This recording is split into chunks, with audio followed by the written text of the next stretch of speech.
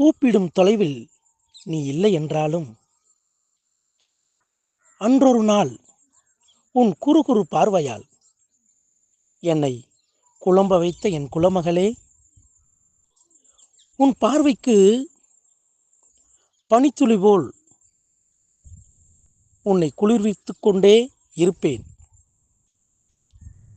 எழுதும் எழுத்துக்களும் என் எண்ணங்களும் பிரதிபலிக்கும் கண்ணாடியைப் போல்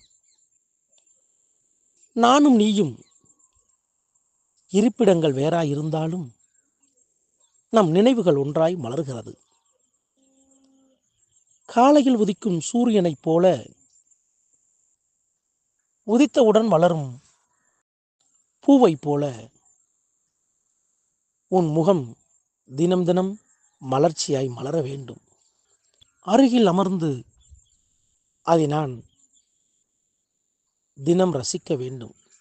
கவிஞனாய் அல்ல, உன் காதலனாய்.